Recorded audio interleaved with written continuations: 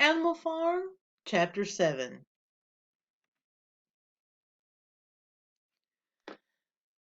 To keep you on track, please watch and listen to Chapter 7 by the end of the day on Monday, May 4th. Please submit the video as an assignment when you are finished. You receive credit for listening and watching it. Don't forget that if you'd like to meet, please tell me when and I'll adjust my schedule to fit yours and work with you as long as you feel like you need help. Of course, you can email or message me anytime and you can call me. It was a bitter winter. The stormy weather was followed by sleet and snow, and then by a hard frost, which did not break till well into February. The animals carried on as best they could with the rebuilding of the windmill, well knowing that the outside world was watching them, and that the envious human beings would rejoice and triumph if the mill were not finished on time. Out of spite, the human beings pretended not to believe that it was Snowball who had destroyed the windmill. They said that it had fallen down because the walls were too thin. The animals knew that this was not the case. Still, it had been decided to build the walls 3 feet thick this time instead of 18 inches as before, which meant collecting much larger quantities of stone. For a long time the quarry was full of snowdrifts and nothing could be done.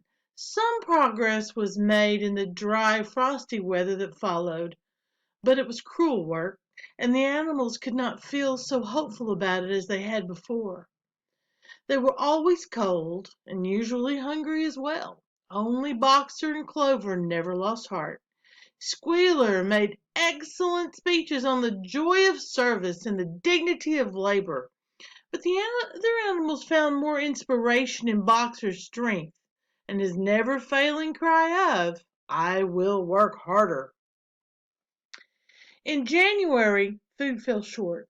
The corn ration was drastically reduced, and it was announced that an extra potato ration would be issued to make up for it. Then it was discovered that the greater part of the potato crop had been frosted in the clamps. That means when they were covered with hay or straw for protection, which had not been covered thickly enough. The potatoes had become soft and discolored, and only a few were edible. For days at a time the animals had nothing to eat but chaff and mangles, low-grade food. Starvation seemed to stare them in the face. It was vitally necessary to conceal this fact from the outside world. Emboldened by the collapse of the windmill, the human beings were inventing fresh lies about Animal Farm. Once again it was being put about that all the animals were dying of famine and disease, and that they were continually fighting among themselves and had resorted to cannibalism and infanticide, which means they were eating each other and eating babies. Napoleon was well aware of the bad results that might follow if the real facts of the food situation were known, and he decided to make use of Mr. Whymper to spread a contrary impression. Hitherto the animals had little or no contact with Whymper on his weekly visits now. However, a few selected animals, mostly sheep, were instructed to remark casually in his hearing that rations had been increased. In addition, Napoleon ordered the almost empty bins in the store shed to be filled nearly to the brim with sand, which was then covered up with what remained of the grain and meal. On some suitable pretext, Whymper was led through the store shed and allowed to catch a glimpse of the bins. He was deceived, and continued to report to the outside world that there was no food shortage on Animal Farm. Now, this is allegorical for the very thing that Stalin was doing at the time. He was pretending that everyone was well fed and that everything was going wonderful. He put on a show for the outside world to see. In retrospect, we know for sure that was not the reality. But Orwell knew it or strongly suspected it at the time. Nevertheless, toward the end of January it became obvious that it would be necessary to procure more grain from somewhere. In these days Napoleon rarely appeared in public, but spent all his time in the farmhouse, which was guarded at each door by fierce-looking dogs. When he did emerge, It was in a ceremonial manner, with an escort of 6 dogs who closely surrounded him and growled if anyone came too near. Frequently, he didn't even appear on Sunday mornings, but issued his orders through one of the other pigs, usually Squealer. Again, this is very representative of Stalin's behavior.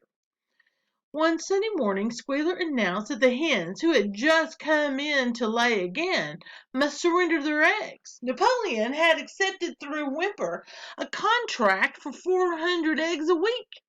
The price of these would pay for enough grain and meal to keep the farm going till summer came on and conditions were easier.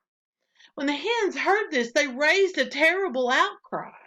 They had been warned earlier that this sacrifice might be necessary, but had not believed it would really happen. They were just getting their eggs, ready for the spring sitting, and they protested that to take the eggs away now was murder.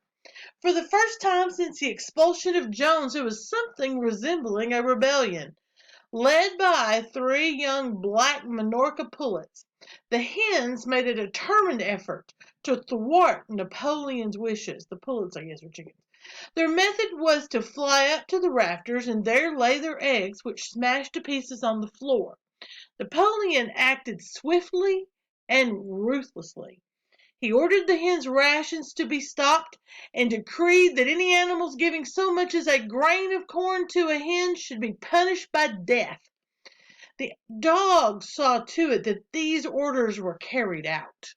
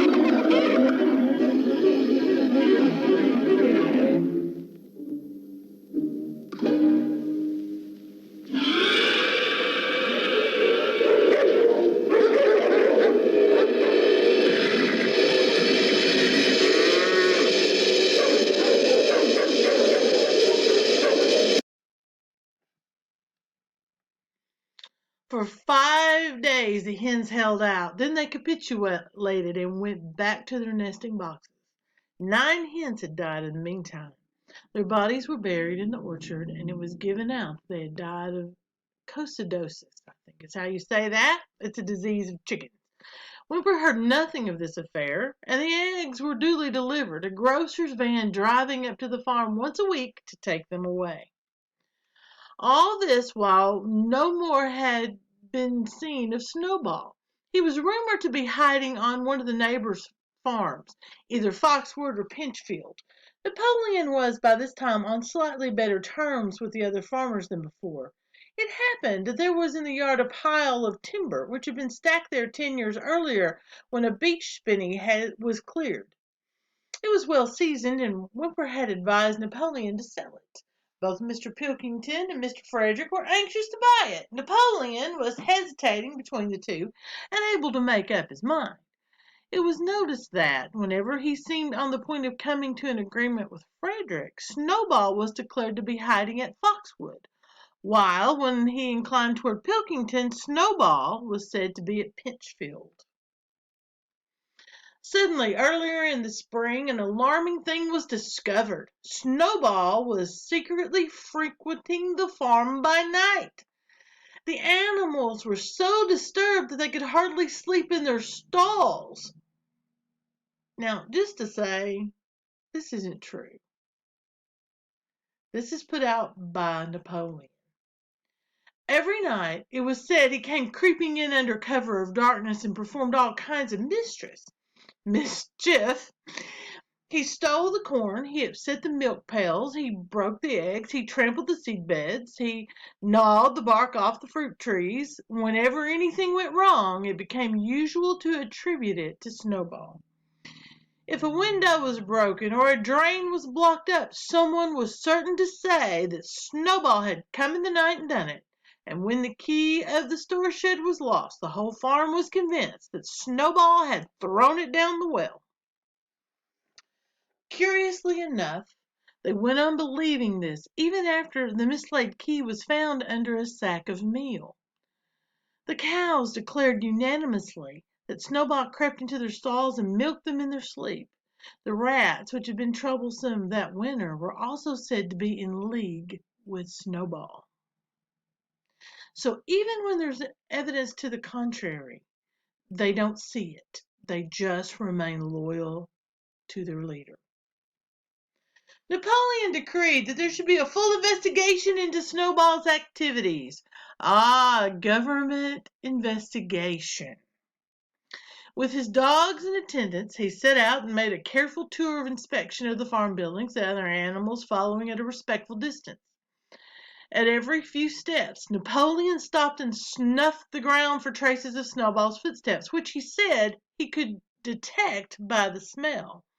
He snuffed in every corner, in the barn, in the cow shed, in the hen houses, in the vegetable garden, and found traces of Snowball almost everywhere. He would put his snout to the ground, give several deep sniffs, and exclaim in a terrible voice, "Snowball! He has been here. I can smell him distinctly." And at the word Snowball, all the dogs let out blood-curdling growls and showed their side teeth. Now, just to be clear, Napoleon knows very well that Snowball has not been there, but yet he launches a government investigation into it to cover himself. So things are not so different now, sometimes. The animals were thoroughly frightened. It seemed to them as though Snowball were some kind of invisible influence pervading the air about them and menacing them with all kinds of dangers. In the evening, Squealer called them together and with an alarmed expression on his face told them that he had some serious news to report. Now remember, Squealer represents the USSR media, and he is basically their only source of information. So if he doesn't tell the truth, then they have no way very easily of knowing the difference. "Comrades," cried Squealer, making little nervous skips, "a most terrible thing has been discovered. Snowball has sold himself to Frederick of Pinchfield Farm, who is even now plotting to attack us and take our farm away from us. Snowball is to act as his guide when the attack begins. But there is worse than that. We had thought that Snowball's rebellion was caused simply by his vanity and ambition. But we were wrong, comrades. Do you know what the real reason was? Snowball was in league with Jones from the very start. He was Jones's secret agent all the time. It's all been proved by documents which he left behind him, which we have only just discovered. To my mind, this explains a great deal, comrades. Did we not see for ourselves how he attempted, fortunately without success, to get us defeated and destroyed at the Battle of Cowshed?" The animals were stupefied. That means they were shocked and confused. This was a wickedness far outdoing Snowball's destruction of the windmill. But it was some minutes before they could fully take it in.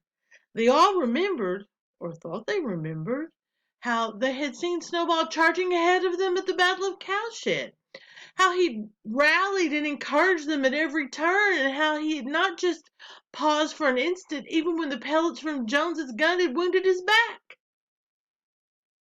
At first, it was a little difficult to see how this fitted in with his being on Jones's side.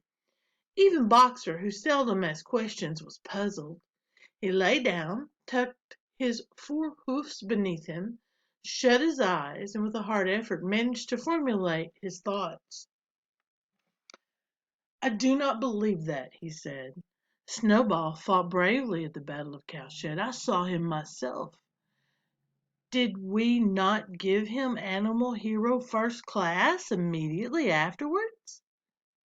"That was our mistake, comrade, for we know now, it is all written down in the secret documents that we found, that in reality he was trying to lure us to our doom." "But he was wounded," said Boxer. "We all saw him running with blood." "That was part of the arrangement," cried Squealer. "Jones's shot only grazed him. I could show you this in his own writing, if you were able to read it." The plot was for Snowball, at the critical moment, to give the signal for flight and leave the field to the enemy. And he very nearly succeeded. I will even say, comrades, he would have succeeded if it had not been for our heroic leader, Comrade Napoleon. Do you not remember how, just at the moment when Jones's men had got inside the yard, Snowball suddenly turned and fled, and many animals followed him? And do you not remember, too, that it was just at that moment, when panic was spreading and all seemed lost, that Comrade Napoleon sprang forward with a cry of death to humanity and sank his teeth in Jones's leg? "Surely you remember that, comrades!" exclaimed Squealer, frisking from side to side, altering history. Now, when Squealer described the scene so graphically, it seemed to the animals that they did remember it. At any rate, they remembered that at the critical moment of the battle, Snowball had turned to flee, but Boxer was still a little uneasy. "I do not believe that Snowball was a traitor at the beginning," he said finally. "What he has done since is different, but I believe at the Battle of Cowshed he was a good comrade." "Our leader, Comrade Napoleon," announced Squealer, speaking very slowly and firmly, "has stated categorically, comrade, means specifically and firmly, that Snowball was Jones's agent from the very beginning. Yes, and from long before the rebellion was ever thought of." "Ah, that is different," said Boxer. "If Comrade Napoleon says it, it must be right." "That is the true spirit, comrade," cried Squealer. But it was noticed he cast a very ugly look at Boxer with his little twinkling eyes. He turned to go, then paused and added impressively, "I warn every animal on this farm to keep his eyes very wide open, for we have reason to think that some of Snowball's secret agents are lurking among us at this moment." This is another characteristic of the USSR and other totalitarian governments, is that they turn people against each other. They have people suspect their neighbors and suspect everyone's motives. And really, to connect it to the coronavirus, I'm not saying for one second that's what was going on or has gone on, but I am saying that when when mayors and things have asked for people to watch their neighbors and report people gathering, that is kind of the source of people's concern, is this idea of turning on others with suspicion.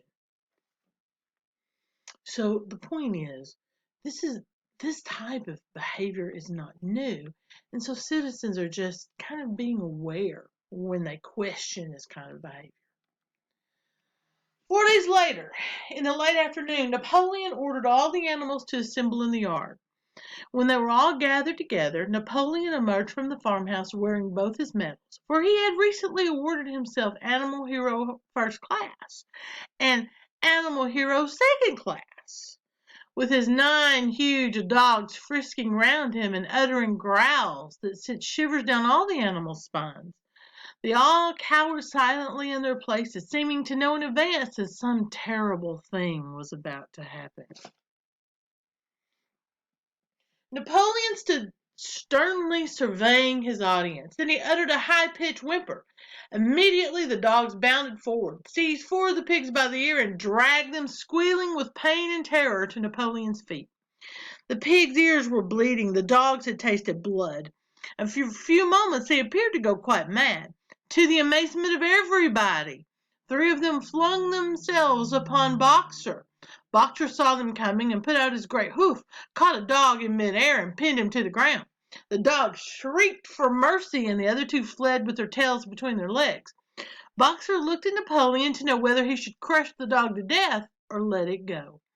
Napoleon appeared to change countenance, that's his facial expression, and sharply ordered Boxer to let the dog go, whereat Boxer lifted his hoof, and the dog slunk away, bruised and howling. So, was it because Boxer dared question Squealer, and therefore Napoleon, that this happened? Presently, the turmoil died. The 4 pigs waited, trembling, with guilt written on every line of their countenances, their faces. Napoleon now called upon them to confess their crimes. They were the same 4 pigs as had protested when Napoleon abolished the Sunday meetings.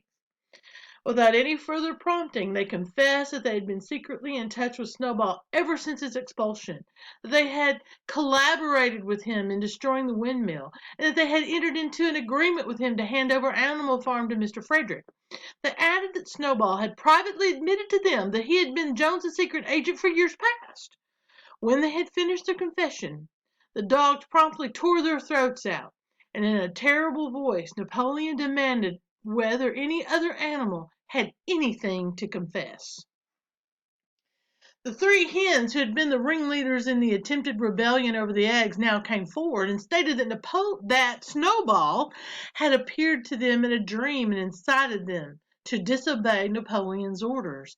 They too were slaughtered. Then a goose came forward and confessed to having secreted 6 ears of corn during the last year's harvest and eaten them in the night. Then a sheep confessed to having urinated in the drinking pool, urged to do this, so he said, by Snowball. And 2 other sheep confessed to having murdered an old ram, an especially devoted follower of Napoleon, by chasing him round and round a bonfire when he was suffering from a cough. They were all slain on the spot. And so the tale of confessions and executions went on until there was a pile of corpses lying before Napoleon's feet, and the air was heavy with the smell of blood, which had been unknown there since the expulsion of Jones. Now, this idea of people confessing to things like this, it gives the leader an incredible amount of credibility when they do this. But there are other reasons why people might make such confessions, such as a threat to their families, such as a slower, more torturous death. Those are just 2 examples of why animals, people, might make these kinds of confessions. So that's why investigations and protections of rights and those kinds of things are so very important. When it was all over, the remaining animals, except for the pigs and dogs, crept away in a body altogether. They were shaken and miserable. They did not know which was more shocking, the treachery of the animals who had leagued themselves with Snowball, or the cruel retribution they had just witnessed. In the old days, there had often been scenes of bloodshed equally terrible, but it seemed to all of them that it was far worse now that it was happening among themselves. Since Jones had left the farm until today, no animal had killed another animal. Not even a rat had been killed. They had made their way on to the little knoll where the half-finished windmill stood, and with one accord they all lay down as though huddling together for warmth. Clover, Muriel, Benjamin, the cows, the sheep, and a whole flock of geese and hens, every one indeed except the cat, had suddenly disappeared just before Napoleon ordered the animals to assemble. For some time nobody spoke. Only Boxer remained on his feet. He fidgeted to and fro, swishing his long black tail against his sides and occasionally uttering a little whinny of surprise. Finally he said, "I do not understand it. I would not have believed that such things could happen on our farm. It must be due to some fault in ourselves. The solution, as I see it, is to work harder. From now onwards, I shall get up a full hour earlier in the mornings." And he moved off at his lumbering trot and made for the quarry. Having got there, he collected 2 successive loads of stone and dragged them down to the windmill before retiring for the night. The animals huddled about Clover, not speaking. The knoll where they were lying gave them a wide prospect across the countryside. Most of Animal Farm was within their view. The long pasture stretching down to the main road, the hayfield, the spinney, the drinking pool, the plowed fields where the young wheat was thick and green, and the red roofs of the farm buildings with the smoke curling from the chimneys. It was a clear spring evening. The grass and the bursting hedges were gilded by the level rays of the sun. Never had the farm, and with a kind of surprise they remembered that it was their own farm, every inch of it their own property, appeared to the animals so desirable a place. As Clover looked down the hillside, her eyes filled with tears. Now, what this represents, though, is the people's love of their country. Regardless of the leadership that happens to be in power, they still love their home. They want it to be okay. If she could have spoken her thoughts, it would have been to say that this was not what they had aimed at when they had set themselves years ago to work for the overthrow of the human race. These scenes of terror and slaughter were not what they had looked forward to on that night when old Major first stirred them to rebellion. If she herself had had any picture of the future, it had been of a society of animals set free from hunger and the whip, all equal, each working according to his capacity, the strong protecting the weak, as she had protected the lost brood of ducklings with her foreleg on the night of Major's speech. Instead, she did not know why, they had come to a time when no one dared speak his mind, when fierce growling dogs roamed everywhere, and when you had to watch your comrades torn to pieces after confessing to shocking crimes. There was no thought of rebellion or disobedience in her mind. She knew that, even as things were, they were far better off than they'd been in the days of Jones. Sorry, Nicholas. And that before all else, it was needful to prevent the return of the human beings, of a monarchy, basically. Whatever happened, she would remain faithful, work hard, carry out the orders that were given to her, and accept the leadership of Napoleon. But still, it was not for this that she and all the other animals had hoped and toiled. It was not for this that they had built the windmill and faced the bullets of Jones's gun. Such were her thoughts, though she lacked the words to express them. At last, feeling this to be in some way a substitute for the words she was unable to find, she began to sing Beasts of England. The other animals sitting around her took it up, and they sang it 3 times over, very tunefully, but slowly and mournfully, in a way they had never sung it before. They had just finished singing it for the 3rd time when Squealer, attended by 2 dogs, approached them with the air of having something important to say. He announced that, by a special decree of Comrade Napoleon, Beasts of England had been abolished. From now onwards, it was forbidden to sing it. The animals were taken aback, shocked. "Why?" cried Muriel. "It's no longer needed, comrade," said Squealer stiffly. "Beasts of England was a song of the rebellion. But the rebellion is now completed. The execution of the traitors this afternoon was the final act. The enemy, both external and internal, has been defeated. In Beasts of England we expressed our longing for a better society in days to come. But that society has now been established. Clearly, this song has no longer any purpose." Frightened though they were, some of the animals might possibly have protested, but at this moment the sheep set up their usual bleating of 4 legs good, 2 legs bad, which went on for several minutes and put an end to the discussion. So, Beasts of England was heard no more. In its place, Minimus, the poet, had composed another song which began, Animal Farm, never, never through me shalt thou come to harm." And this was sung every Sunday morning after the hoisting of the flag, but somehow neither the words nor the tune ever seemed to the animals to come up to Beasts of England.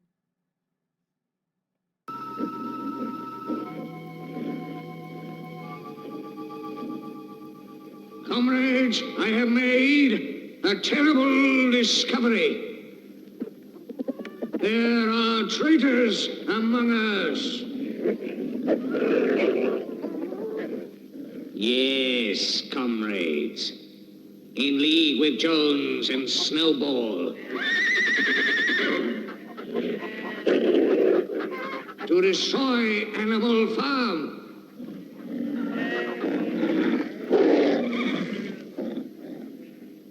Who else is guilty?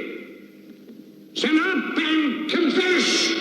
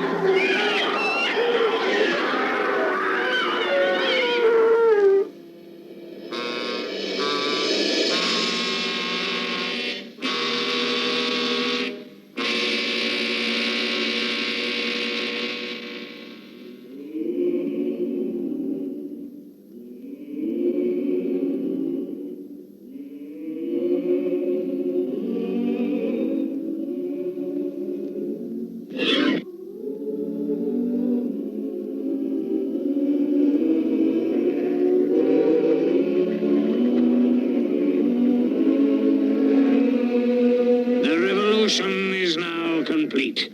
We have no more use for that song. Singing it is now forbidden, under penalty of death.